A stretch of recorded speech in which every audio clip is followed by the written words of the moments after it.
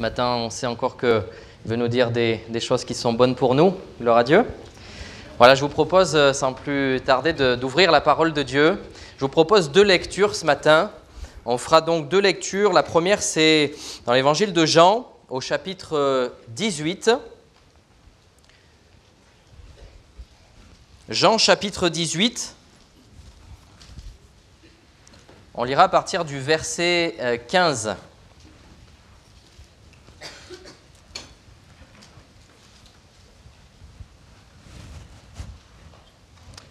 Voilà, Jean 18, à partir du verset 15.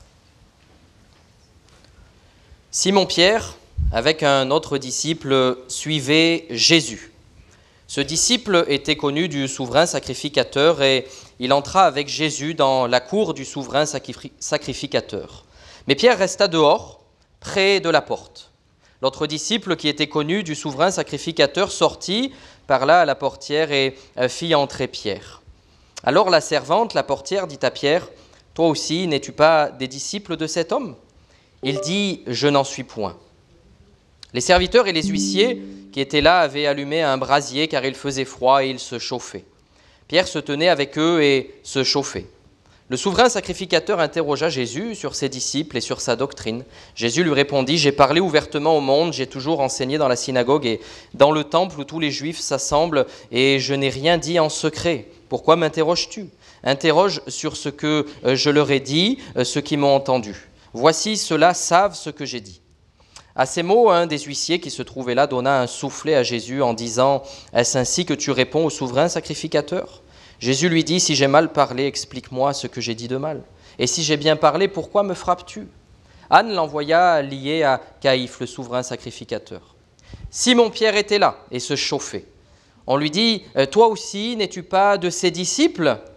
Il le nia et dit, « Je n'en suis point. » Un des serviteurs du souverain sacrificateur, parent de celui à qui Pierre avait coupé l'oreille, dit, « Ne t'ai-je pas vu avec lui dans le jardin ?» Pierre le nia de nouveau. Et aussitôt, le coq chanta. Amen. On va prendre tout de suite une deuxième lecture. On va aller dans toujours le même évangile de Jean, mais au chapitre 21, à partir du verset 15. Jean 21, à partir du verset 15.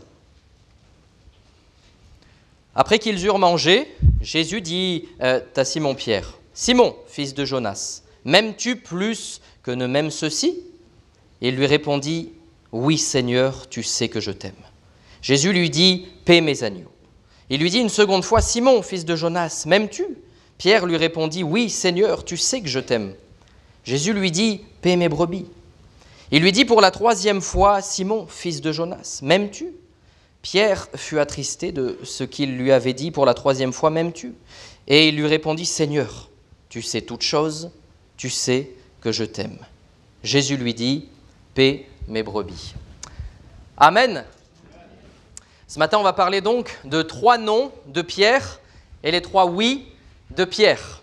En préparant ce message, je me suis rappelé quelques années en arrière, étant enfant, j'apportais souvent un peu la même réponse à mes parents quand ils me questionnaient. Souvent, ça commençait comme ça, ils me posaient la question, puis je disais non. Mais quelques secondes après, je disais oui. Alors, des fois, ça les faisait rigoler, mais des fois, ça les agaçait aussi. Parce qu'on dit non, alors on se prépare comme si c'était non, et puis en fait, quelques secondes après, on dit oui, on change tout. Et alors, je me suis rappelé de cette petite anecdote qui est peut-être rigolote, mais on va le mettre un petit peu en lien avec la parole de Dieu aujourd'hui. Et il nous faut, nous, dire oui, un vrai oui au Seigneur Jésus. Vous savez que dans Jacques chapitre 5 et verset 12, il est dit « Mais que votre oui soit oui, que votre non soit non. » Alors moi, je me suis rappelé, je disais effectivement un faux non, un faux oui. C'était un mix des deux, un petit peu, une belle mixture, mais ce n'était pas top. Du coup, la réponse n'était pas la meilleure. Alors, pour quelles raisons dirions-nous non à Dieu ce matin ? Pour quelles raisons lui dirions-nous oui au Seigneur Jésus ? Et au travers de ces 2 passages qu'on vient de lire, apprenons justement à pouvoir dire oui à Jésus. C'est le plus important dans notre vie, dire oui au Seigneur Jésus. Alors, premièrement, les raisons pour dire non. Moi, j'ai listé 3 raisons qui peuvent nous faire dire non par rapport au texte qu'on vient de lire. Premièrement, ce que j'ai noté, ce qui m'a percuté aussi, c'est l'hésitation qu'on peut avoir dans notre vie. L'hésitation. Je vous disais ce court témoignage entre j'étais jamais décidé entre oui et entre non, c'était toujours entre deux, mais l'hésitation peut nous faire dire non. Il est dit donc dans Jean chapitre 18 verset 16, « Mais Pierre resta dehors près de la porte. » Pierre là se positionne un peu entre deux. Il y a la porte où derrière il y a Jésus et lui il est pas dedans, il est dehors, il n'est pas vraiment dedans, un peu dehors, entre les deux j'ai noté. C'est la première chose qui m'a un petit peu marqué, que j'ai souligné aussi, à la fois près de la porte mais aussi dehors. Est-ce que c'est le cas peut-être dans notre vie aujourd'hui, cette hésitation qui nous fait être un petit peu entre deux? Je ne suis pas complètement Jésus, je ne suis pas complètement le monde, je reste un petit peu entre deux et puis je vois ce que ça donne. J'essaye d'écouter un petit peu, voir à droite à gauche les différents avis, qu'est-ce que ça peut m'apporter dans ma vie, mais j'y vais pas complètement parce que j'hésite. Vous savez, il est dit, si on remonte un peu dans les chapitres, au chapitre 13 de l'évangile de Jean, toujours que Pierre dit même à Jésus, « Moi, je donnerai ma vie pour toi. » On voit les paroles qu'il va dire et là, on voit sa réaction et comment il se tient par rapport à la situation du moment. Vous savez, dans Apocalypse 3,15, Dieu nous dit « Je connais tes œuvres, je sais que tu n'es ni froid ni bouillant. Puisses-tu être froid ou bouillant ?» Amen, on connaît ce texte aussi. On a parlé que notre oui soit oui, que notre non soit non, mais là on en revient aussi au même. Et oui, il faut être bouillant pour Jésus. Soit on est froid, soit on est bouillant. On ne peut pas être entre les deux. Et là, ce qui m'a interpellé, c'est Pierre qui se positionne. Il ne sait pas trop comment se positionner. Les craintes sont là. Sommes-nous prêts ce matin dans notre vie à tout lâcher pour Jésus, à s'abandonner au Maître? C'est difficile parfois dans notre vie au quotidien de montrer vraiment qui on est. Oui, je suis Jésus. Oui, j'ai une vie à l'église. Oui, moi j'aime Jésus. Oui, moi je vis des choses avec Jésus. Parfois on hésite, parfois on n'est pas sûr, on se demande quelle va être la réaction et on a comme un masque aussi. On imagine un peu Pierre dans le contexte, on se dit c'est comme si là il se mettait le temps de quelques minutes, peut-être quelques heures, comme un masque. Alors on ne reconnaît plus le Pierre qu'on a connu, mais il y a comme ce masque. Et ce matin peut-être aussi, ce masque n'est plus là, mais la semaine redémarre et le masque revient. L'hésitation est là, ce qui nous fait ne pas nous abandonner complètement au pied du Maître, pas nous abandonner complètement devant Jésus. Ne pas trop s'avancer, parce qu'on doute, on ne va pas trop s'avancer, on n'en donne pas trop, on ne donne pas trop de nous, parce qu'on se dit aussi bien ça va mal se terminer, on ne sait pas trop ce que Jésus va me demander, je ne sais pas ce qu'il va me demander, alors je ne m'avance pas trop, je fais un pied, mais il est à moitié avancé, à moitié reculé, j'avance pas trop, on ne sait pas trop ce qui va se passer. J'ai peur aussi que ça prenne peut-être trop d'importance dans ma vie, trop de place, et j'hésite, parce que je me dis si je suis Jésus, là c'est sûr, ça va prendre vraiment beaucoup de place. Et je ne suis pas prêt à ça. Moi, il me faut ma vie, il me faut mon petit cadre, il me faut mon confort et alors on va hésiter à tout donner. Et puis on arrive donc au verset 17. Il est dit « Alors la servante, la portière, dit à Pierre, « Toi aussi, n'es-tu pas des disciples de cet homme ?» Il dit « Je n'en suis point. » À cette question, il répond donc « Non. » Et c'est le premier non de Pierre. Jésus l'avait annoncé et c'est le premier non. La deuxième raison qui peut nous faire dire non, c'est le fait de vivre en parole, mais pas en action. Pas être à l'action avec Jésus. Non, on ne passe pas à l'action. 1 Jean 3,18 nous dit « Petit enfant, n'aimons pas en parole et avec la langue, mais en action et en vérité. » Donc en action et en vérité. Alors, bien sûr, il est question de cette action de la foi aussi qui va nous faire parler de Jésus, on va pouvoir aussi montrer notre amour par cette action-là. On va montrer qu'on aime Jésus et ça va se manifester dans notre vie de tous les jours. C'est ça, vivre vraiment aussi, pas qu'en parole, mais en action. On va aimer autour de nous, on va donner de l'amour, on va montrer de l'amour. L'action de la foi. Parce qu'on peut aussi parler de l'action, mais qui n'est pas la bonne et que Pierre va utiliser. Lui, il va utiliser vraiment l'action de sortir son épée pour couper l'oreille d'un des serviteurs qui vient là pour capturer et faire prisonnier Jésus. Alors Pierre, là, utilise l'action, mais une action qui est charnelle, une action qui est tout dans l'émotion. Mais le Seigneur nous demande non d'être en action pour lui, mais vraiment par notre amour qui va se dégager, par notre comportement, comment on va pouvoir vivre au quotidien. Pierre, lui, va donc annoncer qu'il suivra Jésus partout. On peut le lire ensemble. Jean, chapitre 13, versets 36 à 38. Jean, chapitre 13, versets 36 à 38. Je lis. Simon-Pierre lui dit, « Seigneur, où vas-tu » Jésus répondit, « Tu ne peux pas maintenant me suivre où je vais, mais tu me suivras plus tard. » « Seigneur, lui dit Pierre, pourquoi ne puis-je pas te suivre maintenant ? Je donnerai ma vie pour toi. » Jésus répondit, « Tu donneras ta vie pour moi ? En vérité, je te le dis, le coq ne chantera pas que tu m'aies renié 3 fois. » Eh oui, Pierre annonce des choses. Il va parler de sa bouche, des mots vont sortir. Mais l'action, c'est différent. Peut-être qu'aujourd'hui, on a beaucoup de belles paroles. Peut-être qu'on est à l'église, on se fait du bien, on a des paroles, on s'encourage, mais qu'en est-il dans notre semaine ? Est-ce que nos paroles se transforment en actes ?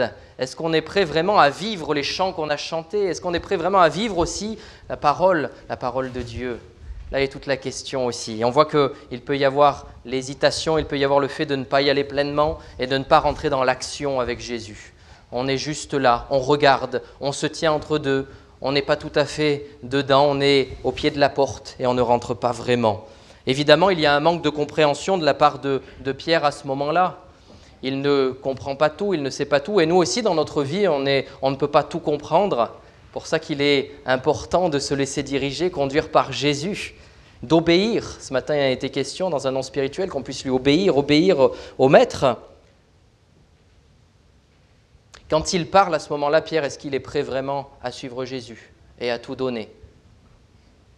C'est une question et nous, on peut se la poser à nous-mêmes. Est-ce qu'aujourd'hui, Seigneur, je suis prêt à te suivre, à tout abandonner ?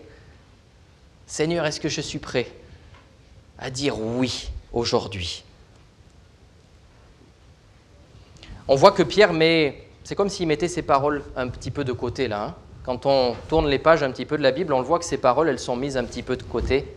La situation prend le pas, le dessus sur tout ce qu'il a pu dire avant. Peut-être qu'une situation actuelle aussi du moment peut nous faire dire non, même s'il y a quelque temps on a dit « Seigneur, je te suivrai ». Peut-être la situation nous fait peur. Et là, on voit 2 contextes bien différents et on voit que Pierre va mettre ses paroles un petit peu de côté. C'est comme si elles étaient inexistantes, comme si elles dormaient, ces paroles, comme si elles dormaient.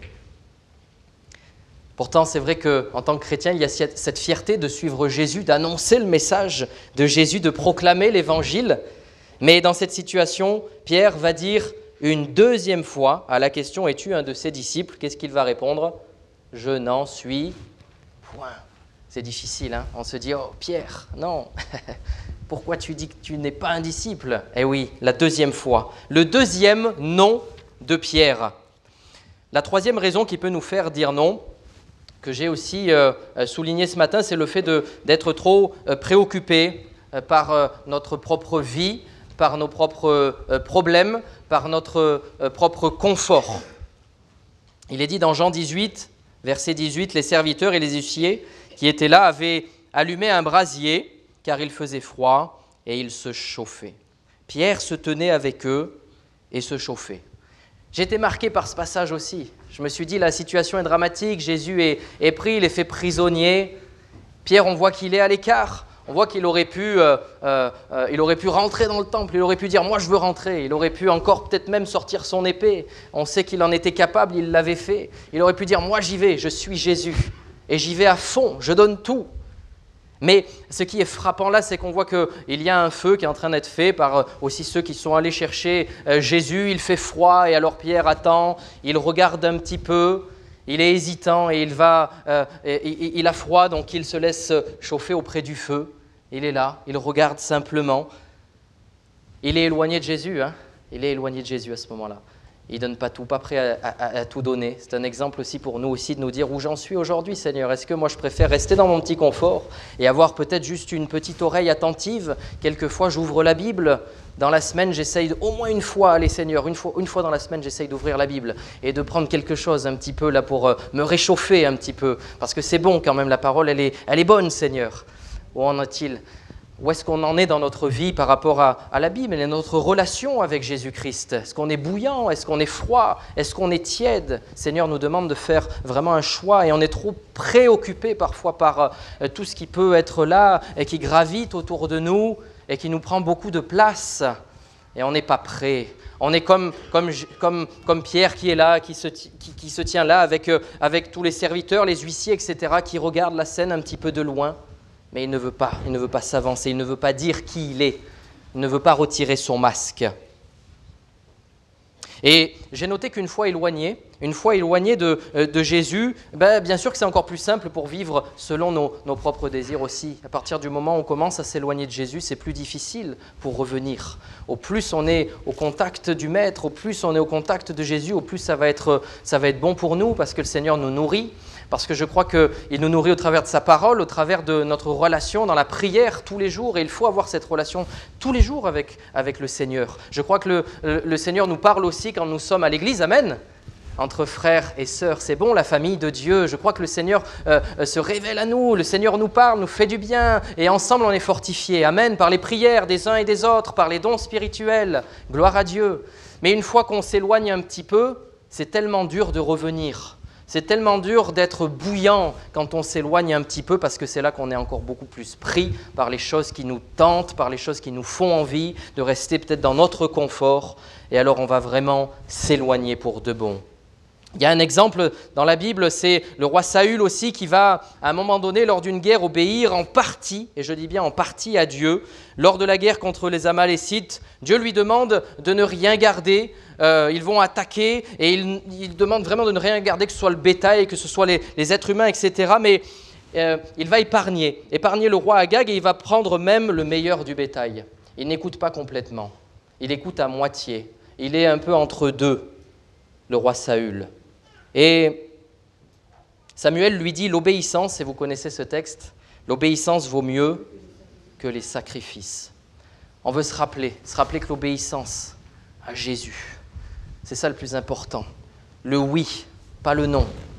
Le oui à Jésus, cette obéissance. Le roi Saül, il a été entre deux. Pierre, là, il a été entre deux aussi.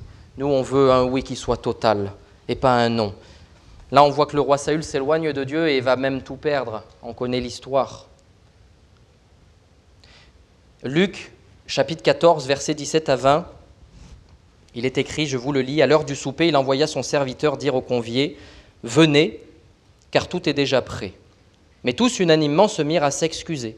Le premier lui dit, « J'ai acheté un champ et je suis obligé d'aller le voir. » « Excuse-moi, je te prie. » Un autre dit, « J'ai acheté 5 paires de bœufs et je vais les essayer. Excuse-moi, je te prie. » Un autre dit, « Je viens de me marier et c'est pourquoi je ne puis aller. » On connaît ce texte, cette parabole de Jésus qui va parler et qui va vouloir inviter un maximum de personnes. Et oui, il veut que tous soient sauvés, on l'a entendu ce matin. Et Jésus invite, mais qu'est-ce qui se passe? Qu'est-ce que les invités vont dire?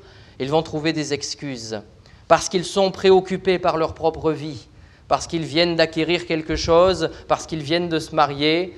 On voit que les excuses, elles sont là. Et des fois, il y a même des excuses, on se dit, mais Seigneur, c'est quand même important. Oui, mais le plus important, c'est ta relation avec Dieu. Et le reste, après, ça découle. Le reste après, c'est Jésus s'en occupe. Mais il faut dire oui. Il ne faut pas dire non. Il ne faut pas que tu te cherches des excuses ce matin. Non, il faut pouvoir dire oui. Alors, Pierre, lors de la dernière question que lui pose un des serviteurs, à savoir s'il était avec Jésus dans le jardin, qu'est-ce qu'il va répondre? Il va dire non. Voilà les 3 noms de Pierre. Ah. Et le coq a chanté. J'ai rien demandé, hein.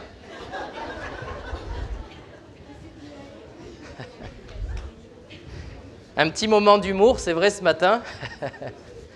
Le coq a chanté. Pour vous dire que quand Jésus parle, les choses se réalisent. Quand Jésus annonce quelque chose, les choses se réalisent. Le coq a chanté, on l'a entendu ce matin. Mais moi, je crois que le coq, là, dans l'histoire de Pierre, a aussi chanté.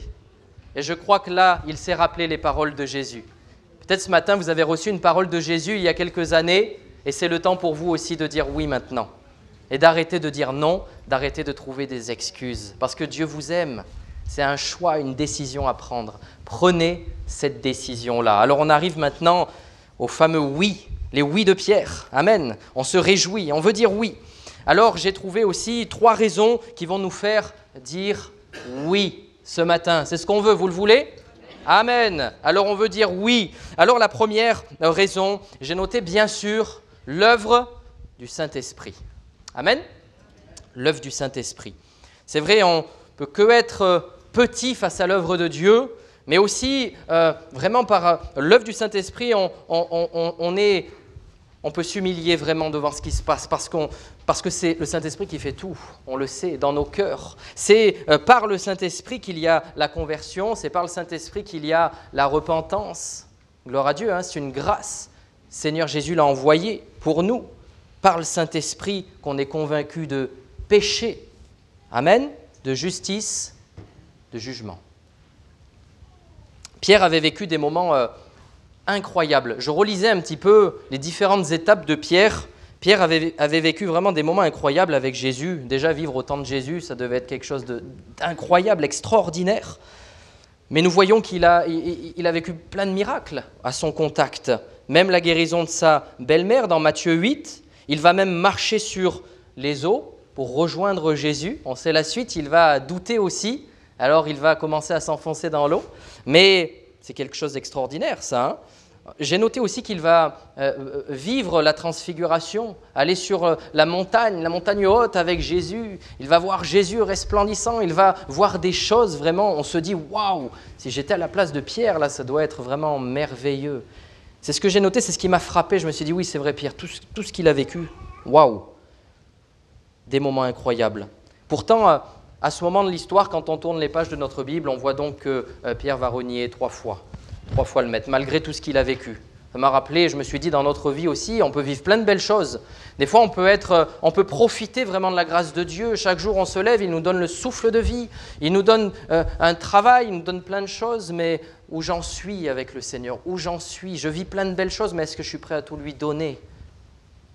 Pierre, en tout cas, on voit que là, il l'a renié.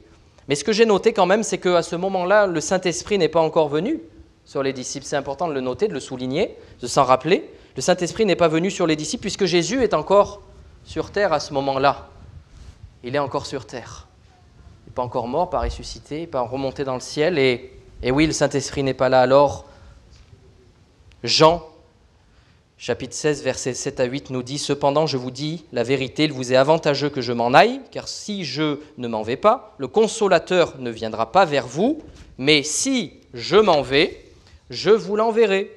Et quand il sera venu, il convaincra le monde en ce qui concerne le péché, la justice et le jugement. » Gloire à Dieu.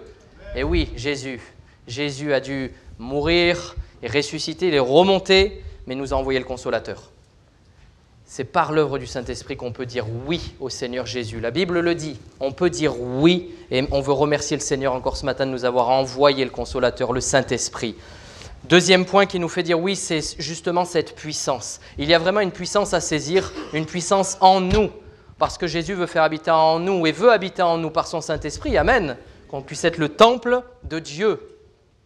Acte 1:8, je lis, « Mais vous recevrez une puissance, pas n'importe laquelle, le Saint-Esprit survenant sur vous, et vous serez mes témoins à Jérusalem, dans toute la Judée, dans la Samarie et jusqu'aux extrémités de la terre. » Gloire à Dieu, le plan de Dieu est merveilleux. Hein? C'est indispensable. Cette puissance en nous, elle est indispensable. Pour tout croyant, le baptême dans le Saint-Esprit fait d'être rempli à ras-bord du Saint-Esprit, c'est indispensable dans notre marche avec le Seigneur. Si peut-être tu rentres pour la première fois ce matin, que tu ne connais rien à la Bible, sache que si tu donnes ton cœur au Seigneur, si tu l'acceptes, si tu dis oui, alors il veut te remplir, il veut que tu sois son enfant, il veut que tu puisses déborder de sa présence en lui, c'est une vérité, nous le savons en tant qu'enfants de Dieu. Amen. Le baptême dans le Saint-Esprit, c'est indispensable. C'est comme ça que nous pourrons répondre oui. Oui. Il y a des défis, c'est vrai, et Jésus met des défis aussi pour nous. Il y a une mission pour tous, je crois. Seigneur nous demande des choses et qu'on puisse être capable de dire oui, d'être rempli pour dire oui au Seigneur, s'abandonner complètement. Jésus donne une mission à Pierre, si on tourne les pages un petit peu plus loin, alors que Pierre a renié le Maître 3 fois. Et Jésus, on l'a lu dans Jean 21, il va lui demander de garder ses brebis. Il y a une mission, je crois, pour chacun d'entre nous. Tous, nous sommes appelés et tous nous avons une mission, une tâche, un rôle bien précis. On n'est donc pas parfait et c'est important de se le rappeler ce matin. Personne n'est parfait, mais le Saint-Esprit nous donne vraiment la puissance pour pouvoir répondre oui. C'est comme cela que nous sommes de bons témoins de Jésus-Christ, comme il nous le demande, étape par étape. Et c'est intéressant de voir dans Acte 8 les questions de la Judée, de la Samarie et de l'extrémité de la terre. Et oui, c'est étape par étape aussi. Les disciples n'étaient pas prêts encore à aller aux extrémités de la terre. C'est étape par étape. Le Seigneur veut nous former, mais pour ça, il faut qu'on dise oui. Et pour ça, il faut qu'on soit revêtu de la puissance du Saint-Esprit. Le troisième point, ce sera le dernier, dans les raisons de dire oui, c'est notre amour, bien sûr, pour Jésus. Un amour véritable, un amour total pour Jésus. Pierre reconnaît dans Jean 21, verset 17, que Jésus connaît toutes choses, parce que Jésus va lui poser la question à 3 reprises. Est-ce que tu m'aimes ? Pierre, c'est à ce moment-là que Jésus sait tout. Il sait que Jésus connaît le reniement. Jésus sait que Pierre a renié 3 fois, il l'avait même annoncé. Mais il sait aussi que Jésus connaît l'amour qu'il a pour lui. Jésus connaît ton cœur ce matin. Il sait ce que tu as à l'intérieur. Tout ce que tu veux cacher peut-être au reste du monde, le Seigneur le sait, le connaît. Jésus va demander 3 confirmations. On peut mettre un petit peu en lien les 3 confirmations avec les 3 noms aussi de Pierre, c'est intéressant. 3 confirmations comme pour les 3 reniements. Pierre ressent bien sûr de la tristesse parce que Jésus va lui demander à 3 reprises, m'aimes-tu ? Et va devoir confirmer son amour. Mais je pense que ce matin, c'est important pour nous aussi de confirmer notre amour à Jésus. Qu'on puisse lui dire ce matin, oui Seigneur, pardon parce que je me suis éloigné, mais aujourd'hui je veux confirmer mon amour pour toi. Je veux te dire oui, je t'aime, oui, je t'accepte, prends tout Seigneur. Pierre sait qu'il a fauté. En venant au pied de Jésus, on sait qu'on a péché, on sait qu'on est loin de Dieu. Mais quand on le reconnaît, Dieu nous dit qu'il nous aime. Amen. Sur ces 3 questions, Pierre va lui répondre oui. Il aime Jésus plus que tout. Prenons exemple sur ce passage-là. Pierre l'aime plus que tout. Que l'on puisse dire, nous aussi ce matin, la même chose. C'est tellement important. On peut avoir, pour terminer un petit peu, 3 images de Pierre au fil de notre lecture. Un disciple très dynamique qui va même jusqu'à sortir son épée pour se battre avec Jésus alors qu'il n'avait pas encore tout compris. Le Pierre reniant le Maître, qui va se mettre à l'écart, qui va être hésitant, et puis le Pierre qui va dire oui à Jésus. Amen. Peut-être on se reconnaît au travers de la vie de Pierre ce matin. Je crois qu'il y a tous un Pierre peut-être en nous aussi, où on en est dans notre vie, mais alors qu'on puisse dire oui. Il va dire oui à Jésus. Et ensuite, Pierre va pouvoir vivre aussi une vie encore extraordinaire parce que ensuite il y a les actes, ensuite il y a la vie de l'esprit, ensuite il va être rempli et ensuite il va pouvoir vivre encore d'autres miracles. Il aura une vie merveilleuse aussi avec Jésus, mais je crois qu'il y a des projets pour nous aussi ce matin. C'est sûr que c'est compliqué de suivre Jésus. C'est sûr qu'il y a des combats et des luttes et on le voit dans la vie de tous les disciples et de tous ceux qui ont suivi Jésus. Il y a des combats. Selon où on en est, on a peut-être déjà vécu des choses très dures. Mais quand on dit oui au Seigneur, c'est la plus belle des vies. Je terminerai par ce verset. Christ, d'ailleurs, dira de nous qu'il ne nous connaît pas si nous disons non à son amour. C'est important de le préciser ce matin. Et si nous ne veillons pas notre relation avec lui. Matthieu 25, verset 11, il est dit « Plus tard, les autres vierges vinrent et dirent « Seigneur, Seigneur, ouvre-nous. » Mais il répondit « Je vous le dis en vérité, je ne vous connais pas. » Retenons les 3 oui de Pierre ce matin. Disons oui au Seigneur pour qu'il puisse dire de nous « Je te connais. J'ai pardonné ton péché. Tu peux venir avec moi. Tu peux vivre l'éternité avec moi. » Amen. Alors j'aimerais qu'on prenne un temps de prière ce matin. On va prier pour pouvoir dire un grand oui au Seigneur Jésus. Pouvoir lui dire qu'on l'aime simplement. C'est simple avec le Seigneur. C'est répondre à sa question, à cette question ce matin. Est-ce que tu m'aimes ? On veut lui dire oui, Seigneur. Seigneur Jésus, comment ne pas te remercier pour ta parole ? Comment ne pas te remercier, Seigneur, pour ce que tu nous montres, ce que tu nous dis encore ce matin ? Seigneur, ce que nous voulons, c'est là où nous en sommes dans notre vie, faire un point. Regardez, Seigneur, si nous sommes près de toi ou si nous sommes loin. Regardez si nous sommes bouillants ou si nous sommes froids. Regardez si on est capable de dire oui ou de dire non. Pour tout remettre entre tes mains, ces choses-là, Seigneur. Je te prie, Seigneur, maintenant pour que tous ensemble nous puissions dire un grand oui, Seigneur. Que tous ensemble nous puissions dire vraiment « Je t'aime ». Seigneur, oui, nous t'aimons parce que tu es mort pour nous, Seigneur mon Dieu. Je te prie que tu viennes encore nous renouveler ce matin. Seigneur, remplis-nous par ton Saint-Esprit, Seigneur mon Dieu, s'il te plaît. Nous voyons que c'est indispensable dans notre vie. Je te prie peut-être pour les personnes qui veulent être baptisées dans le Saint-Esprit. On peut même faire un appel ce matin. Est-ce que des mains veulent se lever pour le baptême dans le Saint-Esprit ce matin ? Il y a des mains qui se lèvent ce matin. Alors on va prier pour le baptême dans le Saint-Esprit. Alléluia, Seigneur, répands ton esprit, Seigneur mon Dieu, parce que c'est ta volonté, parce que c'est ce que tu veux pour nous. Seigneur, nous avons besoin de la vie de l'Esprit pour pouvoir dire oui. Alors nous prions pour ces mains qui se sont levées ce matin. Seigneur, tu vois ces cœurs. Seigneur, tu vois ce désir. Je te prie que ces cœurs s'abandonnent en toi, Seigneur mon Dieu. Puisse tout te donner, Seigneur. Que ce matin, elles te disent oui. Que ce matin, Seigneur, leur cœur, Seigneur, soit ouvert. Remplis, Seigneur, baptise de l'Esprit ce matin. Mon Dieu, s'il te plaît, nous savons, Seigneur, que c'est la promesse que tu nous fais. Et Seigneur, tes promesses, tu les tiens, Seigneur Jésus. Parce que tu es Dieu, parce que tu n'es pas un homme, Seigneur, mais tu es Dieu. Alors, Seigneur, viens et agis ce matin. Remplis, Seigneur, s'il te plaît. Oh, nous te prions dans le nom de Jésus, Seigneur. Visite, Seigneur, encore. Baptise de l'Esprit, Seigneur. Oh, dans le nom de Jésus. Alléluia, nous te prions, Seigneur. Nous te prions, nous te remercions pour ces moments. Te remercions pour cette matinée. Te remercions vraiment pour tout ce que tu as pu nous dire, Seigneur. Nous savons que nous avons encore de belles choses à vivre, Seigneur, en te disant oui. Alors aide-nous, Seigneur, en sortant d'ici, à pouvoir dire oui, Seigneur, à tes défis. Oui, Seigneur, à ton amour. Dans le nom de Jésus. Amen.